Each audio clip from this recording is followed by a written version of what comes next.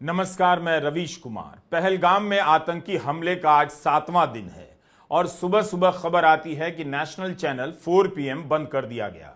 YouTube की दुनिया में 4 PM एक बड़ा चैनल है। इसके 7 मिलियन से भी ज्यादा सब्सक्राइबर्स हैं।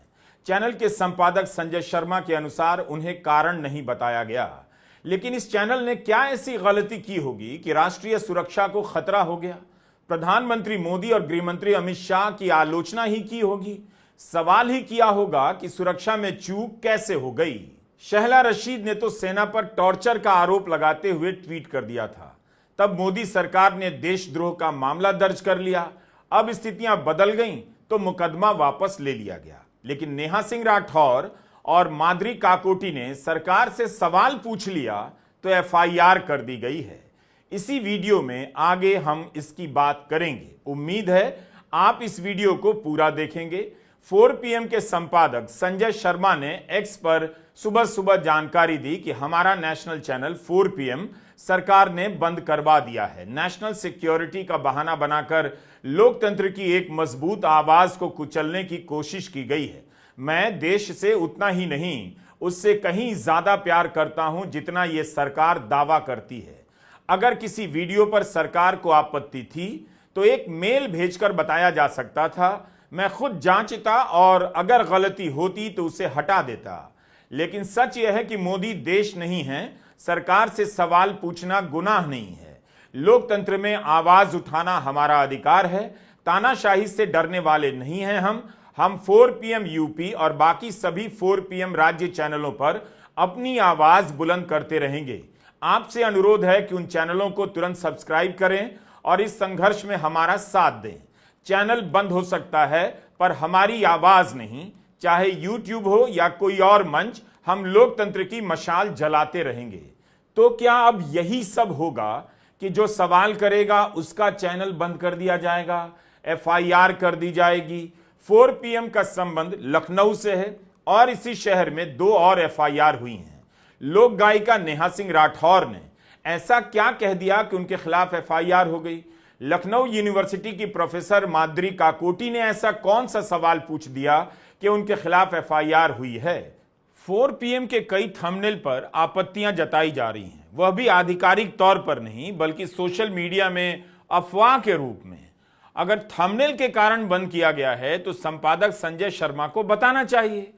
बिना कारण बताए क्यों बंद किया गया? वैसे भी जब कारण आधिकारिक रूप से नहीं बताया गया है तो थंबनेल को कारण की तरह क्यों घुमाया जा रहा है?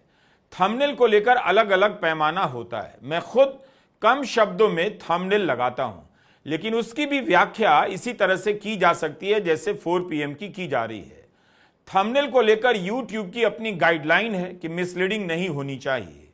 अगर ऐसा है तो शिकायत यूट्यूब से की जानी चाहिए। इसका मतलब यह नहीं कि सरकार घुस जाए और चैनल को बंद कर दे। थंबनेल कारण है तो इस आधार पर सारे गोदी चैनल 1 घंटे के भीतर बंद हो जाने चाहिए। आपको याद दिलाना चाहता हूं कि रूस और यूक्रेन की जंग के दौरान गोदी चैनल सनक गए। आप जाकर देखिए किस तरह के थंबनेल लगाए जा रहे थे। कभी तीसरा विश्व युद्ध, कभी परमाणु बटन दबाने के थंबनेल लगते थे। इस तरह के कार्यक्रम बनते थे जैसे रिपोर्टर और संपादक पुतिन के कमरे में बैठा हो। यही नहीं, 2022 में जहांगीरपुरी में तनाव को लेकर अनाप शनाप खबरें चलने लगी। तब अप्रैल 2022 में सरकार को एक एडवाइजरी जारी करनी पड़ी। सरकार ने किसी गोदी चैनल को इसके लिए बंद नहीं किया। इस देश में कितने ही गोदी एंकर नफरत फैलाते हैं, झूठ बोलने के आरोप में दोषी तक पाए गए, जुर्माना लगा, वो आज तक एंकरिंग कर रहे हैं। यही नहीं, हेट स्पीच पर सुनवाई के दौरान सुप्रीम कोर्ट ने नफरती एंकरों पर कितनी सख्त टिप्पणी की। कोर्ट ने पूछा कि आपने कितनी बार ऐसे एंकरों को एंकरिंग से हटाया है जो किसी को बोलने नहीं देते, नफरती बातें बोलते रहते हैं। सोशल मीडिया में 4 PM के खिलाफ अफवाहें चलाने से नहीं होगा। अगर कोई आपत्ति है तो ऑन रिकॉर्ड लाना चाहिए। थंबनेल से आपत्ति जता सकते हैं, लेकिन थंबनेल चैनल बंद करने का कारण नहीं हो सकता। यह एक बहाना है। गोदी चैनलों पर एंकर नफरत फैला रहे हैं, उनके खिलाफ कोई कार्रवाई नहीं की जाती। हजारों उदाहरण हैं। पाकिस्तानी मेहमान आकर सेनाध्यक्ष का अपमान कर रहे हैं, भारत के सेनाध्यक्ष का। बीजेपी के प्रवक्ता भी उसी फ्रेम में बैठे हुए हैं। क्या वो पत्रकारिता है? उससे सरकार को आपत्ति नहीं। रवीश कुमार ऑफिशियल पर ही जाकर देखिए, वीडियो के कमेंट में कितनी भयानक गालियां दी जाती हैं, धमकियां दी जाती हैं। पढ़कर किसी के भी मानसिक स्वास्थ्य पर असर पड़ सकता है। इन गाली देने वालों को तो किसी ने नहीं कहा कि मां बहन की गाली देने वाले एक लोकतांत्रिक समाज की सुरक्षा के लिए खतरा है। क्या देश यह चाहता है कि केवल गाली देने वाले, झूठ बोलने वाले ही रहें? इन्हें चुनौती देने वालों का मुंह बंद कर दिया जाए, रोजगार इनसे छीन लिया जाए।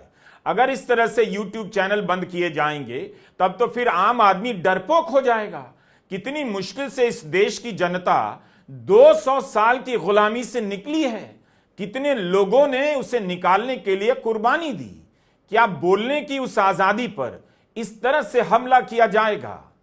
यूट्यूब चैनलों को बंद करने का सपना पुराना है।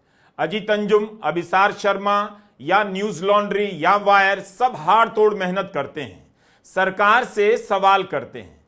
अजीत अंजुम की ग्राउंड रिपोर्ट देखिए। हमने न सिर्फ गोदी मीडिया के वर्चस्व को चुनौती दी, उसके झूठ को चुनौती दी, बल्कि छोटे से दायरे में कुछ लोगों को अच्छी सैलरी की नौकरी भी दी है। वो सरकार अगर राष्ट्रीय सुरक्षा के नाम पर इन चैनलों को बंद करा रही है, बंद कर देने का तलवार लटकाए रखना चाहती है, उस सरकार की आत्मा लगता है बदल गई है। उस सरकार के मुखिया भले कहते हो कि आलोचना लोकतंत्र की आत्मा है, लेकिन इस आत्मा को जिंदा कौन रखे हुए है? गोदी मीडिया नहीं, हमारे जैसे चैनल और पत्रकार। इतने बड़े देश में गिनती के 25-50 ही ऐसे पत्रकार रह गए हैं। हाउसिंग सोसाइटी के अंकिलों के पास अब कोई जवाब बचा नहीं है। भीड़ के दम पर सवालों को दबा रहे हैं। हर दिन समर्थक झूठ के आगे हार रहे हैं। बौखला गए हैं कि इन चंद लोगों की वजह से हमारा झूठ अब सोसाइटी में भी चल नहीं पा रहा। जनता को सच दिखने लगा है। घंटों मेहनत से तैयार किए गए हमारे वीडियो से सरकार और उसके समर्थकों में हताशा पैदा होने लगी है। उनका आत्मविश्वास कमजोर पड़ रहा है। अब उनके पास एक ही रास्ता है कि इन चैनलों को किसी भी तरह से बंद करवा दिया जाए। इस तरह से आर्थिक प्रतिबंधों के घेरे में हम सब जी रहे हैं। किस बात के लिए? कि हम सही सवाल कर देते हैं। जनता ने गोदी चैनलों को नकार दिया है। जनता देखना नहीं चाहती है। उनके झूठ को नकार दिया पब्लिक ने, तो सरकार को दिक्कत हो रही होगी। राष्ट्रीय सुरक्षा के नाम पर हम चैनलों को बंद करने का अवसर खोजती होगी। हर दिन हम यूट्यूबर पर तलवार लटकी रहती है। हमें भी फोन आ रहे हैं, क्या आपका भी बंद हो गया? और फोन करने वाले शुभचिंतक इस बात के साथ फोन रख देते हैं, आपका तो सरकार जरूर बंद करेगी। सभी को पता है इस देश में गिनती के पत्रकार रह गए हैं जो पत्रकारिता करते हैं। बाकी जिन्हें झूठ फैलाना है, अफवाह फैलानी है, नफरत के बीज बोने हैं, उन्हें पूरी छूट है। तो दिक्कत उन चैनलों से है जहां सरकार से लगातार सवाल किया जाता है। क्या यह शर्मनाक स्थिति नहीं है कि हम कहीं से भी जीने के लिए कमा ना सके, इसका इंतजाम किया जा रहा है? पेट पर लात मारी जा रही है। क्या किसी को भी इस बात से इस देश में फर्क नहीं पड़ता? हर दिन का हमारा सवाल है कि आज कहीं बंद तो नहीं हो जाएगा। इस देश में करोड़ों रुपए लूट कर लोग भाग जाते हैं। रोज लूटने वाले आराम से नेतागिरी कर रहे हैं। ब्लैक मनी से कश्मीर में पार्टी मना रहे हैं। लेकिन हमें इस आशंका में जीना पड़ता है कि चैनल कहीं बंद ना हो जाए। आपकी जिम्मेदारी और बढ़ जाती है। आप खोज खोज कर नए चैनल तक पहुंचने की कोशिश कीजिएगा। अगर सरकार को सवाल से इतनी दिक्कत है तो सरकार तुरंत एक काम करे, संसद का विशेष सत्र बुलाए और एक कानून बना दे कि सरकार से सवाल करना राष्ट्रीय सुरक्षा का सबसे बड़ा खतरा माना जाएगा। स्कूल के प्रश्न पत्रों से लेकर संसद में पूछे जाने वाले प्रश्नों के अंत में लगने वाले प्रश्नवाचक चिन्ह, इंग्लिश में क्वेश्चन मार्क को भी भारत में इस्तेमाल करने पर पाबंदी लगा दी जाए। भारत में सरकार के लिए क्वेश्चन मार्क का इस्तेमाल करना गुनाह माना जाएगा।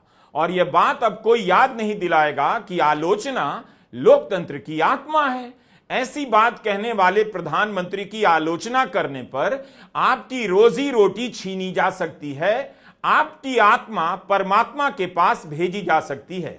भूखे मर जाएंगे, कोई नौकरी नहीं देगा, अपना रोजगार करेंगे तो सवाल पूछने के नाम पर आपका रोजगार बंद कर दिया जाएगा। 4 PM के संपादक संजय शर्मा ने कहा, उन्हें कारण नहीं बताया गया कि ऐसी क्या गलती की जिससे राष्ट्रीय सुरक्षा को खतरा पहुंचा। अगर बताया जाता तो सुधार कर देते। जिस वीडियो से दिक्कत थी आप उस वीडियो को हटाते, एक वीडियो को, पूरे चैनल को क्यों बंद किया? इसका मतलब है सरकार का इरादा कुछ और है। अगर आप मोदी सरकार का इतिहास देखेंगे तो उसे लगता है कि कारण बताने की क्या जरूरत है। जब आतंकी हमले पर जवाब नहीं दे रहे तो एक चैनल को क्यों बंद किया, इसका कारण बताएंगे। राष्ट्रीय सुरक्षा का नाम लेकर गृह मंत्रालय ने इसी तरह केरला के एक चैनल मीडिया वन को साल भर से ज्यादा समय तक के लिए बंद कर दिया। कारण भी नहीं बताया, बस बंद कर दिया। मीडिया वन को पता ही नहीं चला कि उसके खिलाफ आरोप क्या है, उसका अपराध क्या है। हाईकोर्ट में सरकार ने बंद लिफाफे में जवाब दिया और कोर्ट ने मान लिया, लेकिन चैनल को कुछ पता नहीं चला आरोप क्या है। जनवरी 2022 में चैनल पर बैन लगा था। 1.5 साल तक केस मुकदमा और सुनवाई का दौर चला। सुप्रीम कोर्ट पहुंचा, तब जाकर टीवी पर प्रसारण का अधिकार मिला। मगर जब फैसला आया तब सुप्रीम कोर्ट में सूचना प्रसारण मंत्रालय की तमाम दलीलें ध्वस्त हो गई थीं। अप्रैल 2023 में फैसला सुनाते हुए जस्टिस DY चंद्रचूड़ और जस्टिस हिमा कोहली ने चैनल पर प्रतिबंध को हटाते हुए सूचना प्रसारण मंत्रालय को 4 हफ्ते का समय दिया कि मीडिया वन का लाइसेंस का नवीनीकरण हो जाना चाहिए। उन्होंने सुनवाई के दौरान कहा कि राज्य नागरिकों के अधिकारों को कुचलने के लिए राष्ट्रीय सुरक्षा का इस्तेमाल कर रहा है या कानून के राज की भावना के खिलाफ है। राष्ट्रीय सुरक्षा का मामला भर हो जाने का मतलब यह नहीं कि राज्य बराबरी और तटस्थता से काम नहीं करेगा। बंद लिफाफे की प्रक्रिया अपनाने से याचिकाकर्ता के अधिकार का हनन होता है। राज्य नागरिकों के अधिकारों को कुचलने के लिए राष्ट्रीय सुरक्षा का इस्तेमाल कर रहा है। अपने फैसले में बैन को रद्द करते हुए सुप्रीम कोर्ट की खंडपीठ ने कहा, सरकार हवा में राष्ट्रीय सुरक्षा के आरोप नहीं लगा सकती, इसके लिए ठोस कारण होने चाहिए। जिस तरह से मीडिया वन के लाइसेंस का नवीनीकरण रोका गया, उसका मीडिया की स्वतंत्रता पर चिलिंग इफेक्ट यानी हाड़ कपा देने वाला असर होगा। इतना डरावना। अगर सरकार को लगता है कि राष्ट्रीय सुरक्षा को क्षति पहुंच रही है, उस स्थिति में भी सरकार को निष्पक्ष रूप से कार्रवाई करनी होगी। अगर सरकार सुरक्षा के नाम पर बैन करती है तो उसे अदालत के सामने अपनी कार्रवाई को साबित करना होगा। सुप्रीम कोर्ट ने कहा है कि आप हवा में किसी के खिलाफ राष्ट्रीय सुरक्षा के आरोप नहीं लगा सकते, तो सरकार ने 4 PM को बंद करते समय कारण क्यों नहीं बताया? सरकार को पता है अदालत में साबित करने से पहले मुकदमा चलने के नाम पर ही कई साल गुजर जाएंगे। ऐसे आदेशों से सरकार को अब कोई फर्क नहीं पड़ता। यही एक मामला नहीं है, तब भी अभिव्यक्ति की स्वतंत्रता से लेकर चैनलों को बंद करने, पत्रकारों के खिलाफ मामला दर्ज करने की प्रक्रिया दोहराई जाती रही है। इसी तरह न्यूज क्लिक पर छापा पड़ गया और इसके संस्थापक संपादक प्रबीर पुरकायस को अवैध तरीके से गिरफ्तार कर लिया गया। सुप्रीम कोर्ट ने कहा कि उनकी गिरफ्तारी अवैध थी। उन्हें 7 महीने के बाद रिहा तो किया गया, लेकिन न्यूज क्लिक फिर से खड़ा नहीं हो सका। उसके कर्मचारियों की नौकरियां चली गईं। फर्जी आरोपों के कारण एक मीडिया वेबसाइट हमेशा के लिए खत्म हो गई। इस देश की राजधानी दिल्ली में एक संपादक को अवैध रूप से गिरफ्तार किया गया। आप यह सब क्यों भूल जाते हैं? सरकार युवाओं को नौकरी नहीं दे पा रही, लेकिन जो लोग अपने दम पर छोटा मोटा चैनल बनाकर कुछ लोगों के लिए रोजगार का सृजन करते हैं, उसे भी बंद करने के तरीके निकाल लाती है। क्या धमकी और बंद हो जाने के डर के बीच कोई अपना चैनल चला सकता है, किसी को नौकरी दे सकता है? बहुत ज्यादा पुरानी बात नहीं, आज से 1 साल पहले मार्च 2024 में प्रधानमंत्री मोदी ने एक भव्य कार्यक्रम में देश भर के इन्फ्लुएंसर्स को नेशनल क्रिएटर अवार्ड से पुरस्कृत किया। खुद प्रधानमंत्री मोदी अपने YouTube चैनल का प्रचार प्रसार कर चुके हैं। लोगों से बेल आइकॉन क्लिक करने और सब्सक्राइब करने को कह चुके हैं। अपने को यूट्यूबर भी कहा।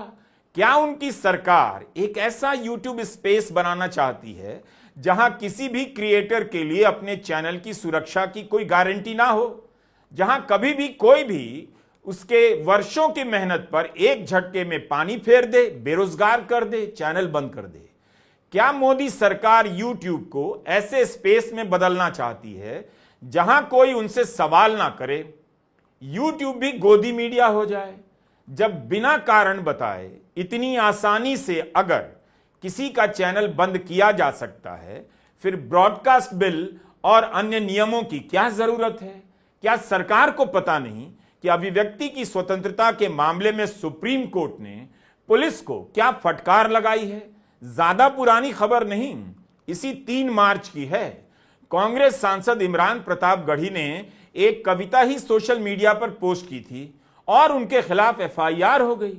यह बार एंड बेंच की हेडलाइन है। पुलिस को संविधान के 75 साल बाद भी अभिव्यक्ति की स्वतंत्रता को समझना चाहिए। कोर्ट ने कुछ इस तरह से कहा था, संविधान को लागू हुए 75 साल हो गए, अब तो पुलिस को समझ में आ जाना चाहिए। तब वकील कपिल सिब्बल ने भी एक टिप्पणी की थी, ये बात कोर्ट को भी समझनी होगी। कितनी महत्वपूर्ण बात है। सुप्रीम कोर्ट के जस्टिस एएसओ का और जस्टिस उज्जवल भोयान की खंडपीठ की इस टिप्पणी से फिर क्या ही बदला?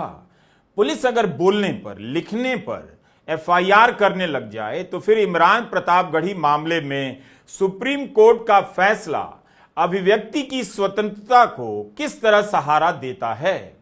इस फैसले के बाद भी लोकतंत्र में कमजोर लोगों की आवाज उठाने वाले, सरकार से सवाल पूछने वाले बेसहारा हो गए हैं।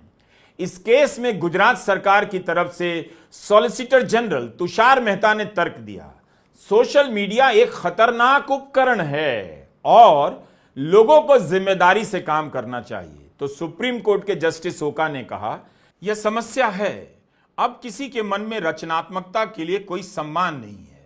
अगर आप इसे सीधे तौर पर पढ़ें तो इसमें यही कहा गया है, अगर आप अन्याय सहते हैं तो भी उसे प्यार से सहें।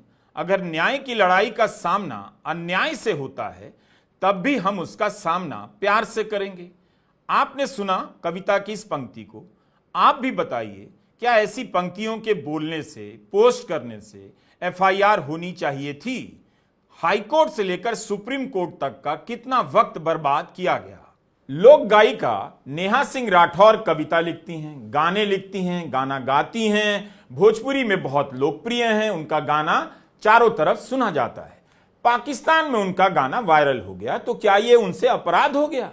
गोदी चैनलों पर पाकिस्तान से वक्ता बुलाए जा रहे हैं, अनाप शनाप बोल रहे हैं, भारत के बारे में भी और भारत के प्रधानमंत्री के बारे में भी, लेकिन उन्हें तो किसी ने नहीं रोका, उन चैनलों को किसी ने बंद नहीं किया।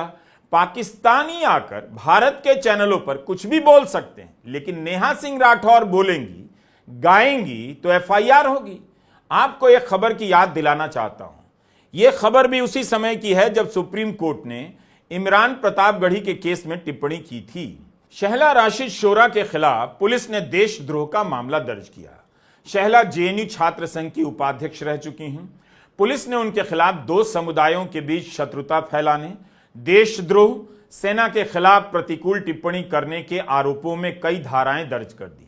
2019 में यह सब केस दर्ज हुआ। इसी 2 मार्च 2025 को पुलिस ने केस वापस ले लिया।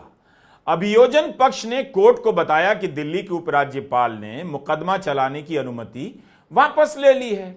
उस समय शहला रशीद ने अमेरिकी सेनेटर बर्नी सैंडर्स, ब्रिटेन के तत्कालीन नेता प्रतिपक्ष जेरेमी कॉर्बिन से लेकर न्यूजीलैंड की तत्कालीन प्रधानमंत्री जसिंडा आर्डेन, कनाडा के तत्कालीन प्रधानमंत्री जस्टिन ट्रूडो को अपना ट्वीट टैग कर दिया था कि कश्मीरी जनता के साथ क्या हो रहा है बताने के लिए। क्या अब इन तस्वीरों को देखकर आप यकीन कर पाएंगे कि कभी इन्हीं नेताओं की सरकार की पुलिस ने शहला रशीद पर देशद्रोह का मुकदमा किया था और अब उसे वापस ले लिया गया है। जब शहला जेएनयू छात्र संघ की उपाध्यक्ष थीं, तब उन्हें लगातार घेरा जाता था। अगस्त 2019 में शहला रशीद ने तो भारत की सेना पर टॉर्चर तक के आरोप लगा दिए, लेकिन अब सरकार ने केस वापस क्यों लिया? तस्वीरें ही जवाब दे सकती हैं कि शहला रशीद के खिलाफ केस क्यों वापस हुआ, 5 साल पुलिस से लेकर कोर्ट का समय क्यों खराब किया गया। नेहा सिंह राठौर का वीडियो पाकिस्तान में वायरल हुआ तो गंभीर धाराओं में यहां एफआईआर। यहां शहला रशीद तो दूसरे देशों के सांसदों को कश्मीर के सवाल पर टैग कर रही थी, लिख रही थी, सेना पर गंभीर आरोप लगा रही थी। नेहा का गाना ही तो वायरल हुआ, उससे दिक्कत हो गई, या भारत की जनता में वायरल होने लगा नेहा सिंह राठौर का गाना, उससे दिक्कत हो गई। पूरी भाजपा के नेताओं के जितने बच्चे फौज में होंगे उससे ज्यादा तो मेरे अपने रिश्तेदार और परिवार के लोग सेना में जान दांव पर लगा चुके हैं। अरे आज मैं कहूंगी कि देश का मेन स्ट्रीम मीडिया देश का गद्दार है, क्योंकि उसने कभी सरकार से सवाल नहीं पूछा और सरकार को मनमानी करने दी। वो पूछें या ना पूछें, मैं बार बार पूछूंगी कि पहलगाम में 2000 सैलानियों के लिए सुरक्षा की व्यवस्था क्यों नहीं थी? कौन जिम्मेदार है इसका? आतंकी हमले के बाद बिहार में रैली करना इतना जरूरी था? भाजपा का आईटी सेल देश का गद्दार है, क्योंकि उसने देश को हिंदू मुसलमान में बांटने की कोशिश की। है कोई जवाब? देशद्रोही कहेंगे ये मुझे। नए नए अपराध खोजे जा रहे हैं एफआईआर करने के लिए। क्या आपको याद नहीं कि पाकिस्तान की एक महिला का वीडियो 2017 में भारत में वायरल हो गया, जिसमें वो महिला पाकिस्तान की सरकार की गालियां देकर आलोचना कर रही थी। तब तो सबको बहुत आनंद आया, यहां का वहां का यहां वीडियो वायरल होता रहता है। क्या एफआईआर की जाएगी? नेहा के साथ साथ लखनऊ यूनिवर्सिटी की प्रोफेसर माधुरी काकोटी के खिलाफ भी एफआईआर हुई है। माधुरी ने भी सवाल ही किया कि चूक कैसे हो गई। सोशल मीडिया पर माधुरी काकोटी डॉक्टर मेडुसा के नाम पर लोकप्रिय हैं। वे अंग्रेजी के शब्दों का मतलब सिखाती हैं और अलग अंदाज में सरकार से सवाल करती हैं, नफरती घटनाओं पर टिप्पणी करती हैं, युवाओं को दंगाई बनने से बचाती हैं। उन्होंने कह दिया कि आतंकवादी ने धर्म पूछकर मारा है, लेकिन धर्म पूछकर दिन रात जो नफरत फैलाई जाती है, ऐसा करने वाले कौन हैं? तो उनके खिलाफ एफआईआर हो गई। एक नहीं कई धाराएं लगाई गई हैं। 6 धाराएं भारतीय न्याय संहिता की लगी हैं और एक धारा सूचना प्रौद्योगिकी अधिनियम की धारा 69A लगा दी गई है। माधुरी काकोटी के सवाल से देश की संप्रभुता और अखंडता को खतरा कैसे पहुंच सकता है? समाजवादी पार्टी के नेता अखिलेश यादव ने अपनी प्रेस कॉन्फ्रेंस में नेहा सिंह राठौर का बयान चलाया और उनके खिलाफ मामला दर्ज होने की निंदा की। राजनीतिक दल सवाल नहीं करेंगे तो और क्या करेंगे? सरकार ने तो आधिकारिक तौर पर कुछ बताया नहीं कि वही दोहराते रहें, तो क्या विरोधी दल के नेताओं का सवाल करना अपराध है? अखिलेश यादव ने भी तो आज सवाल कर पूछा है कि पूछता है पहलगाम का पर्यटक, खबरों के बीच मेरी रक्षा करने वाला कोई वहां क्यों नहीं था? कुछ ऐसे लोगों को सरकार की ओर से चारों तरफ से चाक चौबंद सुरक्षा घेरा क्यों दिया जाता है, जो बाद में ठग साबित होते हैं? कोई भी कुछ बनकर इतने संवेदनशील इलाके में सुरक्षा कैसे पा सकता है? क्या पहले कोई जांच पड़ताल नहीं होती है? जश्नजीवी भाजपाई जब यहां विवादित निजी कार्यक्रम आयोजित करते हैं तो लगभग 250 वीवीआईपी के लिए हजारों सुरक्षा कर्मियों के कई घेरे बना दिए जाते हैं, वो भी उनके निजी कार्यक्रम में, जिनका काम किसी और के शब्दों को स्वर देना है, जिनका स्वयं कोई अस्तित्व नहीं, जो न्यायालय तक की अवमानना करते हैं। ऐसे लोगों को सुरक्षा किस आधार पर मिलती है और पर्यटकों को क्यों नहीं मिलती? ये अति गंभीर प्रश्न हैं। जिन्होंने अपनों को खोया है उन पर दबाव डालकर बयान भले बदलवा दिए जाएं, लेकिन भाजपाई याद रखें, बयान बदलवाने से सच नहीं बदल जाता है। तो क्या यह सच नहीं कि धर्म पूछकर नफरत फैलाई जा रही थी? इस वक्त जब एकजुटता ही एकमात्र नारा है, तो कौन लोग हैं और किस पार्टी के हैं जो गरीब ठेले वालों का ठेला पलट देते हैं, मजहब पूछ रहे हैं? मुंबई में बीजेपी के 9 कार्यकर्ताओं के खिलाफ एफआईआर हुई है। इन पर आरोप है कि दादर में मुस्लिम हॉकर शाहिद अली के साथ गाली गलौज की गई, मारपीट की गई। क्या आप जानते हैं कि पुलिस से शिकायत किसने की? सौरभ मिश्रा ने। रिपोर्ट के अनुसार सौरभ ने अपनी शिकायत में लिखाया है कि शाहिद अली उसके साथ काम करता है। तेंदुलकर और 8 साथी आए और शाहिद से धर्म पूछकर मारने लगे। इस वक्त सौरभ मिश्रा जैसे लोग हैं जो धर्म पूछकर एकता को चोट पहुंचाने वाले नफरती लोगों के खिलाफ बोल रहे हैं, पुलिस में जाकर शिकायत करने का रिस्क ले रहे हैं कि शाहिद अली को धर्म पूछकर मारा गया। जो काम सौरभ मिश्रा जैसे शानदार और जिम्मेदार नागरिकों ने किया है, वही काम माधुरी काकोटी और लोक गायिका नेहा सिंह राठौर जैसी शानदार नागरिक ने किया है। बिना झूठ को किनारे लगाए आप देश की सेवा नहीं कर सकते, इसलिए सवाल पूछा जा रहा है और यह भी दोहराया जा रहा है कि हम सरकार के साथ हैं, सरकार जो भी कार्रवाई करेगी उसके साथ हैं। फिर सवाल का जवाब क्यों नहीं दिया जा रहा? और सवाल सिर्फ माद्री और नेहा नहीं पूछ रही हैं, पहलगाम में मारे गए शैलेश कलथिया की पत्नी शीतलबेन भी पूछ रही हैं, करनाल के लेफ्टिनेंट विनय नरवाल की बहन सृष्टि भी पूछ रही हैं, क्या शीतलबेन और सृष्टि के खिलाफ भी एफआईआर होगी? આજ પછી કોઈ દિવસ કોઈ વોટ જ નહીં કરતા। જો આપણી ગવર્મેન્ટને પોતાની સુવિધા રાખવી છે, તમારા પાછળ કેટલા વીઆઈપી હોય છે, કેટલી ગાડીઓ હોય છે, તમારો જીવ જીવ છે, આ ટેક્સ પે કરે છે એનો જીવ જીવ નથી। कोई नहीं आया वहाँ पे 1.5 घंटा, वो जिंदा था तब तक कोई नहीं आया वहाँ पे। अगर मैं भूखी आदमी होती तो मेरे को बच सकता था, कोई नहीं आया वहाँ पे, कोई नहीं आया।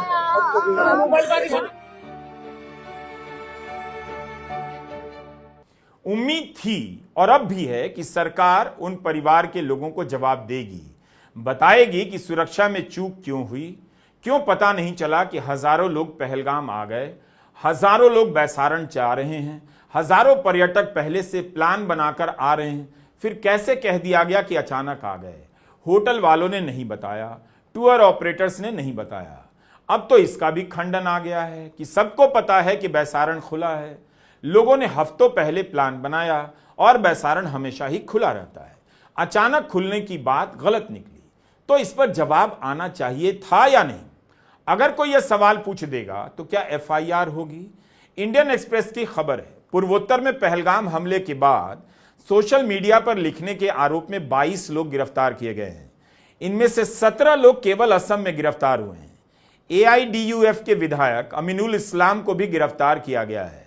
कई जगह इस बारे में रिपोर्ट प्रकाशित हुई है, मगर मीडिया की रिपोर्ट से साफ नहीं होता कि 22 लोगों ने भारत के विरोध में या पाकिस्तान के समर्थन में क्या लिखा। बस यही लिखा मिल रहा है कि भारत विरोधी पोस्ट के कारण गिरफ्तार किए गए हैं।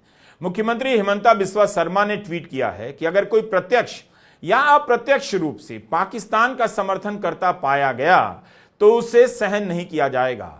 अप्रत्यक्ष रूप से पाकिस्तान के समर्थन की परिभाषा आखिर क्या होगी और किसकी होगी? किस आधार पर यह तय किया जाएगा? किस कानून के तहत ऐसी कार्रवाई की जा रही है? सरकार को एक बार सोचना चाहिए। हमारे जैसों के बोलने से, नेहा सिंह राठौर के बोलने से, माद्री काकोटी के बोलने से यह लोकतंत्र सुंदर लगता है। नेहा और माद्री जैसी आवाजों की खास बात यह है कि इनके पीछे कोई सुरक्षा नहीं, ये अकेली आवाज हैं और अपने दम पर बोल रही हैं। हर लड़की को इनसे सीखने की जरूरत है कि ऐसे ही उन्हें बोलना है और सही बोलने पर इसी तरह उन्हें डराया भी जाएगा। भीड़ की आड़ में बोलना नहीं होता है। सरकार के समर्थकों को देखकर किसी पर निशाना साधना बोलना नहीं होता। सरकार और भीड़ के दम पर जो लोग बोल रहे हैं उनका मुंह बंद कराना कोई बड़ी बात नहीं।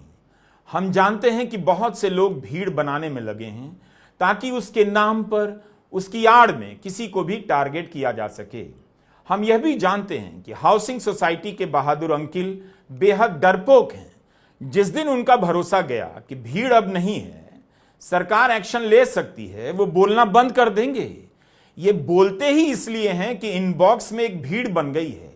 इसलिए जब भी कोई हमला होता है उसके नाम पर, हमले के नाम पर भीड़ बनाई जाती है ताकि राष्ट्रीय सुरक्षा का बहाना बनाकर सवाल करने वालों को टारगेट किया जा सके, सरकार की गलतियों पर पर्दा डाला जा सके। इन लोगों के पास कोई तर्क नहीं बचा, दलील नहीं बची, बस भीड़ है जो बच गई है। सरकार का यह तीसरा कार्यकाल है, उसे पता है कि जनता पूछने लगी है, आगे और पूछेगी और जवाब तो है नहीं। तो सवाल पूछने वालों को गायब करना शुरू करो। कई सौ गोदी चैनल सवाल नहीं पूछते, कई सौ गोदी चैनलों के मालिक और संपादक सवाल नहीं पूछ पाते। तो जहां जहां से सवालों के आने की संभावनाएं हैं, पहले से ही कुचलते चलो। 4 PM चैनल को बंद कर आप डरा रहे हैं, संदेश देने की कोशिश कर रहे हैं कि अगर 7.25 मिलियन सब्सक्राइबर वाले चैनल को बंद किया जा सकता है तो किसी को भी बंद कर देंगे। एक न्यूज चैनल नहीं है आज के भारत में जिस पर जनता भरोसा करती हो। बीजेपी के वोटर भी समझते हैं कि गोदी मीडिया पत्रकारिता के लिए नहीं है। बीजेपी के कार्यकर्ता भी समझने लगे हैं कि ऐसी क्या बात है कि कोई इस सरकार से पूछता नहीं और पूछने पर सरकार परेशान हो जाती है। 26 लोग मारे गए, उनके परिवार के लोग सरकार और गोदी मीडिया की तरफ जिंदगी भर देखेंगे कि सुरक्षा देने का काम किसका था। जिसका था चूक उसकी थी। इस चूक के लिए कोई सजा नहीं दे रहा, लेकिन अहंकार देखिए कि स्वीकार भी नहीं किया जा रहा, आधिकारिक तौर पर भी नहीं बता रहे। जो सवाल पूछ रहे हैं उनके YouTube चैनल बंद किए जा रहे हैं। आप करोड़ों दर्शकों की चुनौती यहां से और बढ़ जाती है। चैनल कब बंद हो जाए यह चिंता की बात तो है।